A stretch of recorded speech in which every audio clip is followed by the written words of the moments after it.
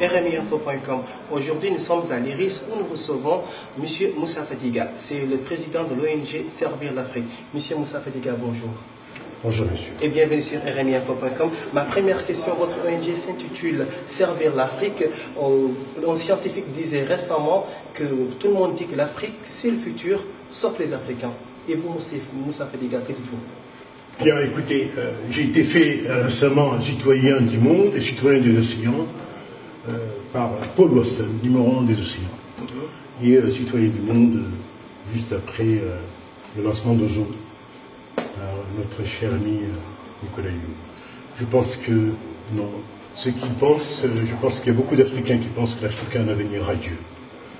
Comme je venais de le dire à l'invitation de l'Institut de recherche international et stratégique, l'IRIS, oui. l'IRIS, lors de mon intervention, c'est à nous, Africains, de prendre en charge un nouvel agenda pour l'Afrique. Ce n'est pas à l'Europe de faire le travail à notre place. Donc aux Africains, et aux Africains de penser pour l'Afrique. Quand nous pensons aujourd'hui qu'il y a plus de morts à Lampedusa d'où je viens que de morts dans tous les conflits sur le continent, par jour. Parlons-en justement de l'Afrique. On sait que l'Afrique, ce n'est pas une homogénéité, c'est très hétérogène au contraire. Quelles sont les politiques phares qui, en ce moment, peuvent converger, peuvent amener vers plus de convergence politique, économique? Simple. Je pense qu'il y a lieu de mettre en place un nouvel agenda qui va tenir compte de la réinsertion de la migration vers la création d'entreprises, la formation d'abord, la création d'entreprises sur place. Au fur et à mesure que ces migrants arrivent en Europe, les retourner en Afrique. Ceux qui ont longtemps fait leur parcours en Europe doivent revenir aussi créer de grosses entreprises dans chacun des pays. Et dans chacun des pays, je pense aussi que les hommes qui dirigent nos instances internationales, un peu partout et particulièrement en Afrique, doivent être des hommes de terrain, et non plus des hommes d'une diplomatie courte, de bureaux, de vols d'avion, de frais d'hôtel, une étude. Je pense qu'on peut casser les codes dans une nouvelle stratégie de développement qui tiendra compte de la masse humaine, parce que nous serons bientôt 2,5 milliards d'habitants, soit 2 fois plus que la Chine. Et il y a immensément de choses à faire en Afrique. Il y a autant de bouches à nourrir, beaucoup plus qu'en Chine. Quand on parle d'Afrique, justement, on parle souvent du franc CFA, c'est un débat qui revient souvent. Que dites-vous? Est-ce que le franc CFA constitue aujourd'hui un handicap pour ces pays qui utilisent cette monnaie? Je ne vois pas la question dans ce sens-là. Je vois la question d'une monnaie arrimée, convertible, à un taux de change fluctuable.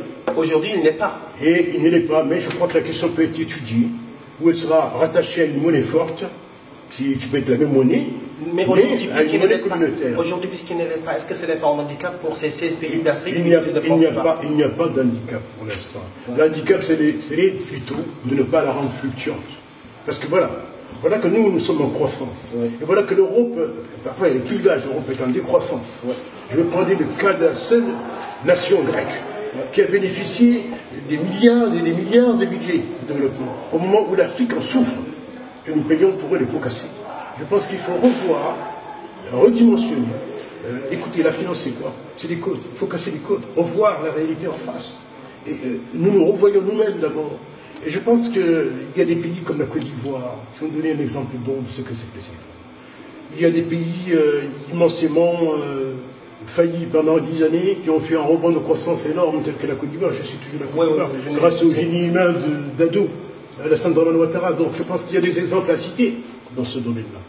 Et je pense aussi qu'il ne faut pas sous-estimer les plans de réforme qui ont été faits, parce qu'il y a des plans de réforme qui ont été faits en Afrique qui n'ont pas été faits par nous. Pourquoi continuer à accepter des plans de réforme qu'on nous impose, qu'on ne rediscute pas, qu'on ne revoit pas notre histoire pour voir notre avenir? Il y a tout cela est en question. L'économie, c'est quoi? C'est des codes. Il faut recasser les codes, alors revoir la situation. Voilà. Vous l'avez dit tout à l'heure, parlons justement de la démocratie. Est-ce que certains n'hésitent pas à remettre en question le modèle démocratique occidental pour se poser la question, est-ce qu'il est scié aux populations africaines? Vous, que dites-vous? On a l'impression quand même que souvent certains chefs d'État africains ont tendance à se maintenir éternellement au pouvoir. Et vous, qu'est-ce que vous dites? Moi, la question aujourd'hui pour l'Afrique, c'est un enjeu. Je suis en train de finir un livre qu'on appelle l'Afrique à surveiller. C'est des risques immenses. C'est quoi l'Afrique à surveiller? L'Afrique à surveiller, c'est des risques immenses pour l'Afrique. Au moment où les ventes d'armes explosent, au moment où les identitaires, les problèmes identitaires dans le monde, et l'Occident, en Occident, il n'y a que des problèmes identitaires. Dans le monde arabe, il n'y a que des problèmes identitaires et l'Afrique va payer les pots cassés demain. Et pour réguler tout ça, est-ce qu'il faut asseoir une bonne démocratie? Il faut revenir sur notre démocratie historique. C'est-à-dire qu'il faut revoir d'où nous venons et que nous avons importé une démocratie qui ne nous convient pas. Et voir comment nous pouvons nous maintenir dans notre propre démocratie. Comment est-ce qu'il faut inventer ce modèle Ce modèle est très simple. Ce modèle est très simple. C'est à la jeunesse de tenir compte de ses intérêts du futur immédiat et de revoir son histoire, son passé, son histoire et son avenir et reconsidérer, redimensionner une nouvelle démocratie qui correspond à l'Afrique. C'est aussi aux aînés de montrer un peu l'exemple à cette jeunesse qui a soif de cette justice, qu'elle passe par la démocratie ou par un autre modèle.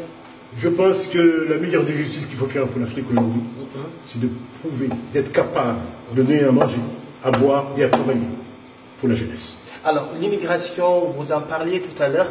À qui la faute quand on sait que Lampedusa, justement, vous venez de dire... L'environnement. C'est l'environnement. L'environnement. Parce que tous les experts du monde entier sont d'accord que tous les phénomènes migratoires créent des risques d'immigration. Tous les conflits du monde, que ce soit celui de la Syrie aujourd'hui, que ce soit les conflits naissants, qui ne cessent de naître d'ailleurs du jour, chaque jour, sont à base du conflit d'environnement. Il n'y a que l'environnement qui crée les guerres et les souffrances. Voilà ce que je peux dire. On ne peut pas démentir la science, les scientifiques. Même si vous dites l'environnement, mais il y a aussi les guerres, il y a aussi... Mais les guerres, c'est quoi? Les guerres et la famine, c'est quoi? C'est quand il y a un désert qui naît à la place des forêts. Et quand il n'y a plus de pluie. Quand on ne peut plus avoir de l'eau, on se déplace, on va récupérer les terrains de l'autre, l'eau de l'autre. Voilà les conflits d'où ils naissent. Au Congo, il n'y a pas de sécheresse, par exemple. Mais au Congo, il n'y a pas de sécheresse, mais il y a pire qu'il a resté, il y a des conflits de forêt et de terre au Congo. C'est ça qui a des conflits. Donc il y a aussi un aspect humain.